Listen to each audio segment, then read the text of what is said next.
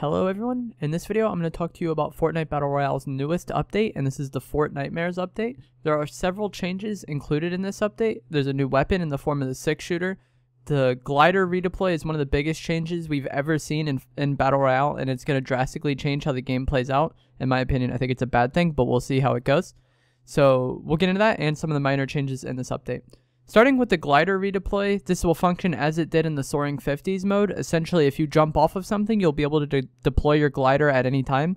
And this effectively eliminates fall damage. If you just hit the deploy button, you'll no longer take fall damage. And this also allows you to travel faster to get to some different situations. Like if you were jumping off a mountain or jumping off a build, you'll be able to glide to your destination rather than just walking there, and that will be faster than just walking. So the reason why I think this is bad is because it just completely gets rid of the penalty for building too high too fast.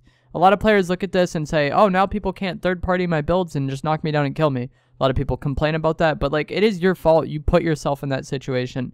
Part of building in this game is knowing how to use your builds, and if you just build to the sky immediately, you're not really using your builds effectively. So I think this is a bad change. In my mind, it's kind of like in bowling when they put those things up on the side so you can no longer get into the gutter and fail. It's essentially that. I feel like it just doesn't punish poor decision making like it should. If you make bad decisions and you expose yourself to that, you should be punished. Same way if you're standing out in the open for a long period of time not moving, you should get shot. Same thing. So I think fall damage just punishes people for bad mistakes or for bad decision making. Sure, it is frustrating, but I don't think this is the right change, the right way to. But we'll see how it goes. Another thing is I think sky bases will be very, very, very prevalent now because there is effectively no downside. If someone shoots down your sky base, you'll just glide off and then be fine. So I really do not think this is a good change, but we'll see as time goes on how this affects the game. The next thing I want to talk about in this update is the addition of the 6-shooter. This is a new revolver that was added to the game, and it is available in uncommon, rare, and epic variants. The damage is 34 for the uncommon, 36 for the rare, and 38 for the epic. It doesn't say the headshot multiplier in this patch notes, but I assume it'll have a 2x headshot multiplier. So for headshots, you would get 76 damage with the epic variant and 68 with the uncommon, and then will that be 72 with the rare? So that's somewhat respectable damage. We'll have to see how the fire rate and everything goes. One interesting thing about this weapon is it says shoot from the hip for a faster fire rate or trade rate of fire for precision by aiming down the sights. I actually really like this idea. We'll have to see how it plays out in game, but I like the idea that there's like a set way to use this weapon, or two different ways to use this weapon, and you kind of have to make a trade-off. Similar to how the suppressed scar has like a way that you're supposed to use it, and if you use it in that manner, it is very good, and if you use it outside of that, it's very bad. We'll have to see how this revolver functions, but I'm really excited to get in a game and try this out. It's one of the few weapons that they've added that I've actually been like really excited to try out because it has that unique trait. This weapon uses a medium ammo, and it can be found from floor loot, chests, and vending machines. Pretty common. The next thing in this update is that the rocket launcher is reskinned as a pumpkin launcher. This is just a visual change, but it is nice. It's especially nice if you played in Season 1. It's a nice throwback for those players. Next change in this update is pretty interesting. The hand cannon got increased damage to structures. The epic or purple variant will go from 79 to 150 damage to structures, and the legendary or the gold one will go from 83 to 157. So it'll be interesting to see how this interacts with walls, because you'll be able to shoot down walls much more effectively with the deagle.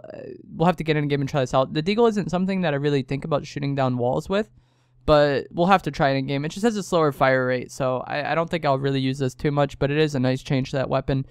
It's not a weapon that was really utilized much, so if they buff it in some way, I think that's a good thing. So next change I'm actually very happy with. The increased minimum long-range body shot damage, so basically you're just going to be doing more damage at range. For the epic variant, it got increased from 30 damage to 50 damage, and for the legendary variant, it got increased from 31 to 52. And if you get headshots, it has a 2x headshot multiplier, so at long range, you'll be able to headshot for 100. I can't tell you how many times I've headshotted people with the deagle at long range only to hit for 60. It's so annoying. It's such a letdown. I think the deagle should be a weapon that rewards precision even at long range, so this is a good change in my opinion.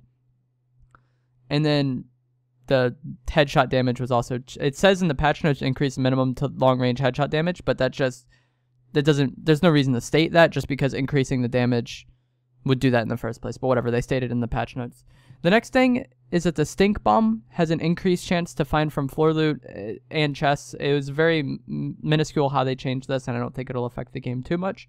but we'll see. The stink bombs may spawn more frequently. I don't think you'll really notice it. The next thing I want to talk about this update is actually a massive change, and that is to the storm. The wait time for Phase 3 has been reduced from 120 seconds to 90 seconds, and the wait time for Phase 5 has been reduced from 70 seconds to 50 seconds. This just cuts down the time between storms and it'll make the game play out faster, and I think that's very just good. Less time waiting is a good thing. A lot of times in the late game, people just hide and don't really make a decision until the storm forces them to. So just reducing that time, I think, is a good thing. Whether it's 2 minutes or 20 seconds, they're just going to wait until the storm starts coming to make a decision. So I think it's good that they reduce the time there, and it'll make the game play out faster and hopefully be more enjoyable. The next change is that the late game moving circles will now immediately begin traveling to a new location after it reaches its current destination. I'm not sure how I feel about this. This is an interesting change. It'll definitely make things more chaotic and more just fluid. How it was before was there was 20 seconds in between circles, but now it'll just continually move. So we'll have to see how this plays out. I think it'll be fun at first and really chaotic, but I don't think it'll be bad, but it might be just like really chaotic and feel kind of random. But like I said, we'll have to see in game. I'm kind of excited for this change. And now the storm's maximum damage has been reduced from 10 to 8. So instead of hitting for 10 a second, I'll hit for 8 a second. I don't think this is a large change. It's just kind of going to do slightly less damage. I think if you're in the storm at that point in time, you're still going to be getting chunked down very, very quickly. And especially if you're getting shot by another player while getting hit for 8 a second by the storm, it doesn't really matter that they reduced it by 2. You're still going to go down very, very quickly. The next thing I want to talk about, and the final thing I really want to talk about, is some additions. Just Fortnitemares event is what they called it in the patch notes. And this sounds like a Save the World thing. I'm kind of confused about this. But essentially, cube fragments spawn cube monsters. Large cube fragments are found near corrupted areas of the island, and small cube fragments are created randomly throughout the match. And essentially, these create monsters called cube fiends, brutes, and fragments all have a chance to drop loot. So I assume you have to fight this AI while in the Battle Royale mode. And it says defeating a cube fiend or brute will grant a small amount of shield. Fiend Hunter crossbow added, for which is a weapon I guess you get from killing these people. It has 40 base damage and 1.8 shots per second, and it does extra damage against the fiends. And it has a 7 arrow capacity and unlimited ammo. And it says it can be found from floor loot, chests, and vending machine. So essentially, this is a crossbow. It has unlimited ammo. It'll likely have very little sound that it makes when you shoot people with it. And essentially, it does extra damage against these monsters. So I think this is added to the game so that you can get this and then go kill those monsters and farm up that way. That's just what it seems to me, because it has unlimited ammo. It does extra damage to them, and it'll likely be quiet like the crossbow was in the future, or in the past rather. So you'll create not that much noise, kill the fiends faster, and not consume ammo. So maybe you get this early game, you go farm up fiends, get the loot from them, and then like trade this out once you're done farming the fiends. We'll have to see how these things actually affect the game, if they're actually a problem and that it's worth carrying the crossbow at all times. We'll have to see. But I'm actually I don't know. This is initially something I was like, what the heck are they doing? But it sounds more interesting. I'm open to it. So essentially you're going to be able to farm AI to get loot in the game. And what that makes me very happy about this is that it says the large cube fragments are found near the corrupted areas. So essentially, like, hopefully, like what that means to me is that the AI will be more dense in these corrupted areas. So hopefully people will hide as ghosts less. That's what I'm hoping, at least, is that maybe these things can attack you while you're a ghost, and then people won't be able to just get a ghost rock and then be annoying in that area. We'll have to see. This sounds kind of annoying if the late game goes to that area and to a corrupted area. But we'll have to see how strong these monsters are. I really want to know what you guys think of this in the comments below. Let me know. I'm really, really intrigued to hear that, because I don't think a Battle Royale game has really done this. I don't know. The only ones I've really played are Fortnite and PUBG. But let me know what you think about them adding AI into the game that you'll have to fight to farm loot.